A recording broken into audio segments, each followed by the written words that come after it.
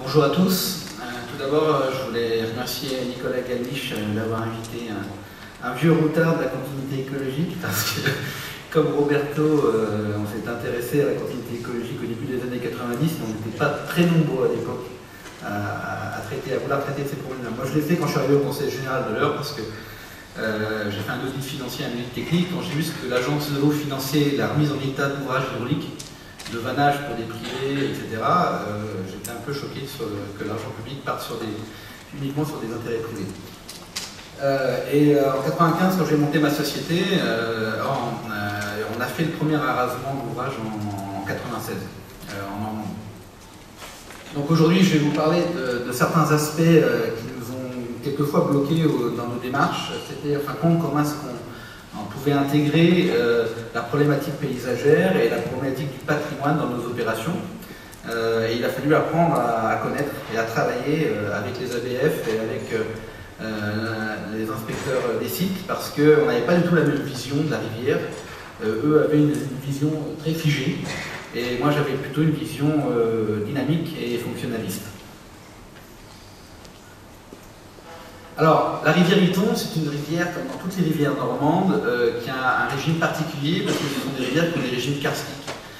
Donc les relations nappe-cours d'eau sont vraiment très importantes, et on a sur la rivière Iton, qui fait à peu près 140 km, c'est un affluent de l'Eure, qui se jette après dans la Seine, c'est le dernier affluent rive gauche de l'Eure qui se jette dans la Seine. Et sur sa partie médiane, l'Iton disparaît sur plusieurs kilomètres totalement dans le karst. Donc là, pour la problématique de la continuité piscicole, ça ne sert à rien d'aller rechercher la remontée des saumons ou des truites de mer sur la partie amont du bassin, parce que dans le karst, on aura du mal avec des lumières ou des panneaux de leur dire qu'il faut aller à droite, à gauche. Quand on voit les eaux souterraines, les poissons ne vont pas dans les eaux souterraines. L'anguille, je ne sais pas, mais à mon avis, elle non plus. Donc c'était plutôt compliqué. Par contre, sur cette tête amont du bassin, on est dans un réservoir biologique. Et il faut savoir que les cours d'eau normalement sont des cours d'eau mixtes, c'est-à-dire qu'on n'a pas un contexte salmonicole uniquement, il est souvent perturbé, mais là ici, sur l'Iton, on a un contexte mixte entre un contexte salmonicole et un contexte cyprino-isocicole. Et en fin de compte, c'est le degré d'artificialisation du cours d'eau, c'est-à-dire le taux d'étagement, mais surtout le taux de fractionnement, qui va faire qu'on va avoir une population cyprino-isocicole dominante ou une population salmonicole, sachant que la température des eaux est quand même très fraîche généralement, puisqu'on a la nappe qui alimente avec une eau très froide ces cours d'eau. Donc on est sur Iton, on se situe sur la partie amont, et là vous allez voir que l'évolution du paysage, l'évolution du patrimoine, on le voit aussi avec les cartes.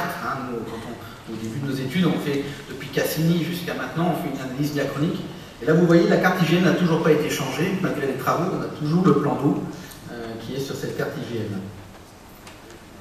Donc là on est au sud du département de l'Eure, et on est en amont des pertes de l'Iton. Alors voilà une carte un peu zoomée du site, sachant que nous on a travaillé plutôt sur la partie aval de la départementale, c'est-à-dire cette zone ici, mais avant, pour vous montrer un peu l'historique, tout ce domaine-là appartenait à un seigneur qui avait ici un château, et c'est un château du XVe siècle. Et vous aviez ici, plus tard, on a eu une autre personne qui a édifié, là très récemment, c'est pour ça qu'on l'appelle Château Neuf, un château au XIXe siècle. Il faut savoir que ces deux châteaux-là ne sont ni inscrits ni classés. Ce qui est assez curieux parce qu'ils sont vraiment très beaux. Bon, celui-là a été modifié, vous allez voir, j'ai une petite anecdote à ce sujet. Et par contre, le parc du château, lui, est inscrit au patrimoine national. Et on ne le voit pas ici parce qu'on n'a pas travaillé, mais là il y a un ouvrage qui permet de contrôler le miroir d'eau ici et tout le miroir d'eau ici. Et bien évidemment, classiquement entre le bras perché ici et le fond de vallée ici, on avait un seuil de répartition à cet endroit-là, ce qui permettait d'alimenter le bief, parce que le château est alimenté par les douves. Enfin, la rivière passe avec les douves autour du château et alimente après deux moulins. Ensuite, vous avez le bras de fuite de ce moulin-là qui part comme ça et qui rejoint le fond de vallée d'Iton à cet endroit-là. Et on a un bras de décharge avec un canal de décharge ici qui rejoint aussi l'Iton en fond de vallée. Le plan d'eau, c'est ce qu'on a vu sur la carte, on ne voit pas ici, c'est à peu près, il partait d'ici, voilà, et il finissait ici, au niveau des deux ouvrages de contrôle de la retenue, où il y avait une ancienne forge industrielle. Donc je vais vous montrer aussi le patrimoine industriel, le patrimoine historique et le patrimoine meunier. Donc la contrainte que l'on avait, c'est que de toute façon, on ne pouvait pas assurer la continuité écologique par le bras en fond de vallée, puisqu'on était obligé de conserver cet ouvrage pour garder un miroir d'eau et le parc tel qu'il était. D'autant que si on avait effectivement fait passer le débit par le fond de vallée, on ne pouvait plus alimenter correctement les douves du château, et vous imaginez qu'il y a des fondations sur pieux sur le douve du château, et on aurait eu des gros problèmes. Et en plus, dans les deux moulins, il y a un moulin qui n'est ni classé ni inscrit, mais où le Chilien Pablo Neruda, après son prix Nobel de littérature, est venu habiter. Alors ça fait tout un tas, c'est la maison à voir sur Condé-sur-Iton, donc vous imaginez si, même si c'est une maison d'habitation où là il n'y a plus de roue, alors que l'autre à côté il y a encore une roue fonctionnelle, on ne pouvait pas imaginer même effacer ces ouvrages-là. Voilà, on partait de ce postulat malheureusement. Mais en tout cas, ce qu'il faut bien dire, c'est que quelquefois ces contraintes, comment dirais-je, historiques, nous obligent à repenser un petit peu notre conception de la continuité économique.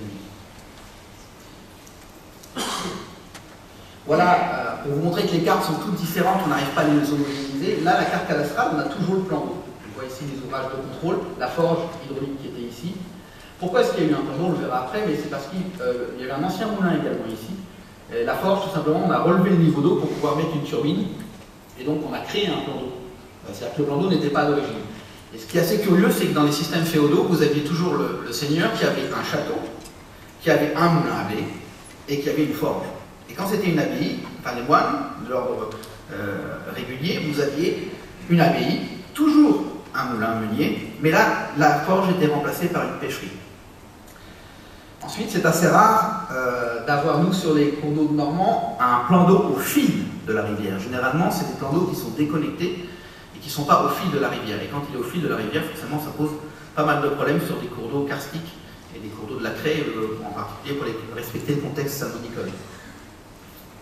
Et là, vous voyez l'ortho actuel, mais j'ai fait exprès de superposer les bras anciens et les bras nouveaux, donc je vous défie de me dire maintenant par quel côté on passe à ce niveau-là, mais je vais vous expliquer après. Et pour vous montrer que voilà, il faudrait aussi pouvoir homogénéiser dans les banques de données les cartographies, une fois que les travaux sont réalisés. Donc pour résumer, on a retrouvé des traces d'archives départementales d'un moulin à blé de 1831, alors je suis persuadé que le moulin qui était à la place des forges à l'origine était un moulin féodal, enfin en tout cas qui a été fait au Moyen-Âge. Et les deux autres ont été faits plus tard. Après, très récemment, donc plutôt, on a eu les temps des forges parce qu'il y a eu effectivement l'ancienne forge qui est devenue une forge industrielle. Donc il a fallu, avec la fabrique, augmenter les hauteurs de chute pour faire tourner les turbines. Seulement, le problème qu'il y a eu, c'est qu'en 1950, l'activité a fait faillite, a périclité, et le plan d'eau est devenu un plan d'eau d'agrément. Et là, c'était dans le pays d'Avre et Guiton, tout le monde faisait sa promenade dominicale le dimanche autour de l'étang. Les pêcheurs au cou étaient là, il n'y avait pas encore de carpistes à l'époque, mais c'était des pêcheurs au cou, des pêcheurs de carnassiers, et ça faisait vivre toute une économie, des épiceries, des cafés, etc. Et dans les années 80, plus personne ne voulait entretenir les ouvrages, et les ouvrages ont posé énormément de problèmes, étaient délabrés, et surtout le plan d'eau s'est envasé en 30 ans, avec 1,50 m de sédiments. On ne pouvait plus pêcher. Et les pêcheurs sont venus voir le maire, et à l'époque, le maire voulait absolument remettre en état le plan d'eau.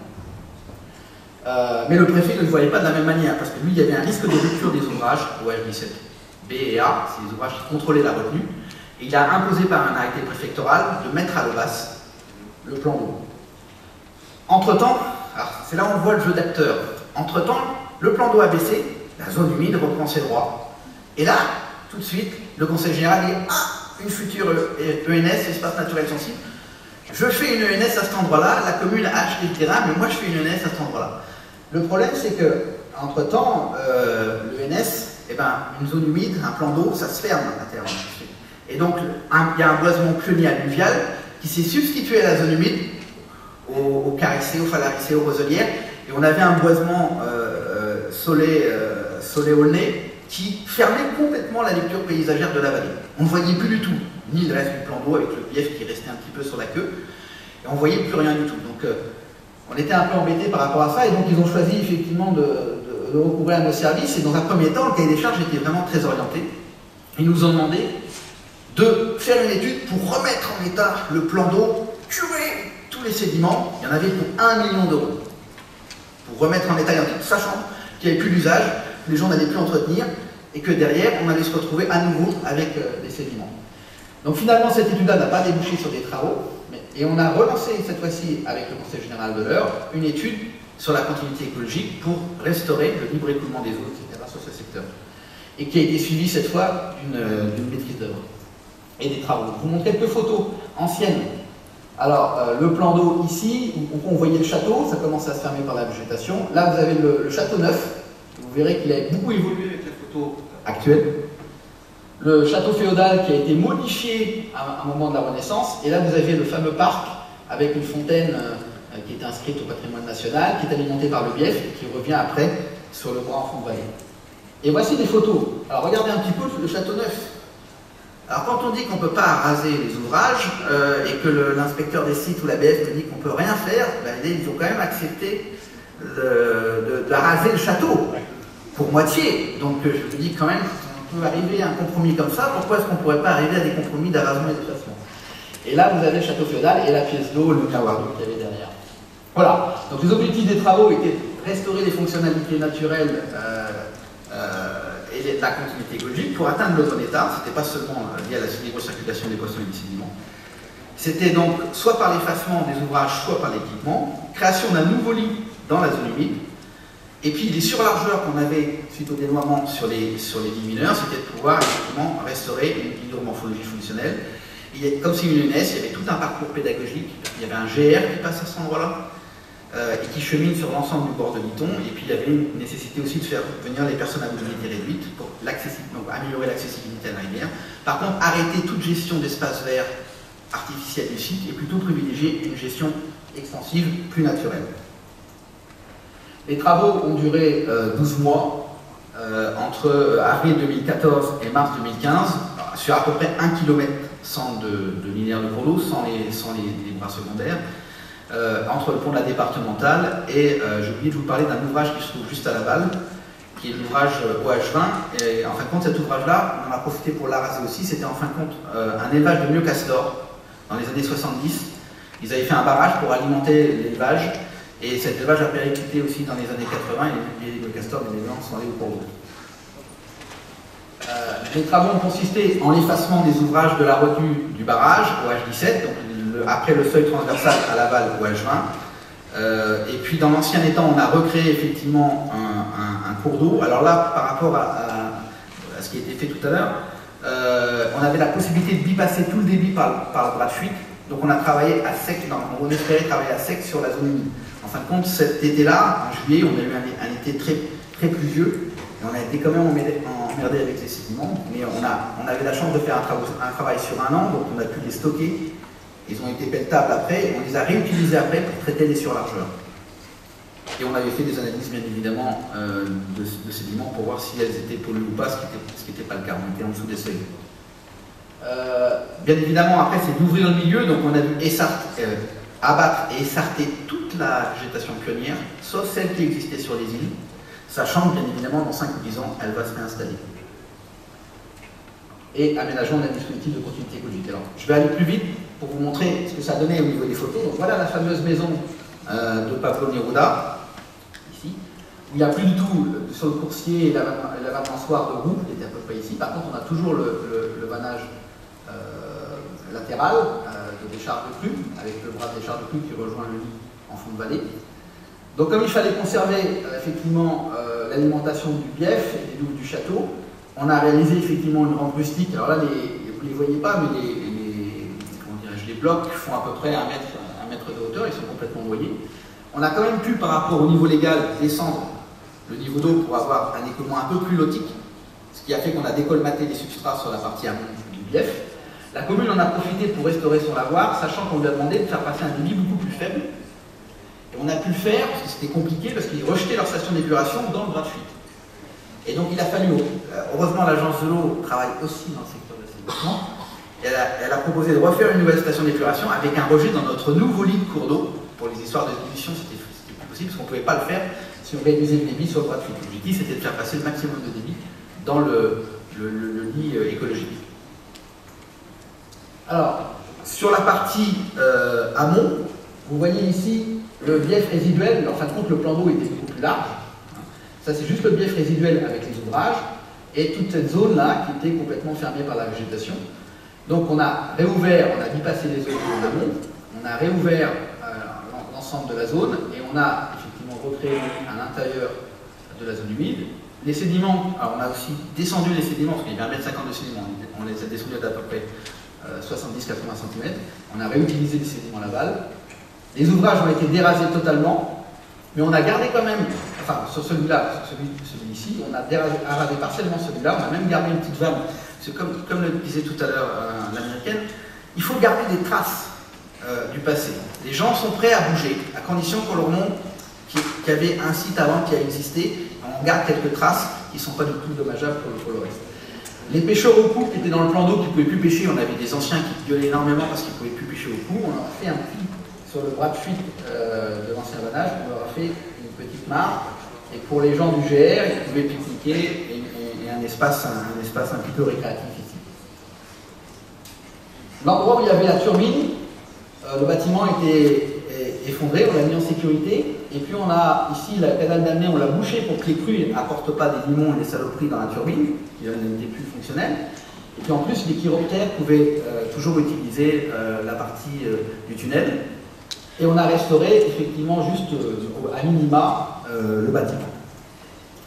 Les ouvrages qui contrôlaient la retenue, là on voit, il y avait 1,50 m de base ici, ont été effacés. Là, vous avez le cours principal, et en crue, la rivière coupe son méandre et vient passer en surverse par ce bras-là.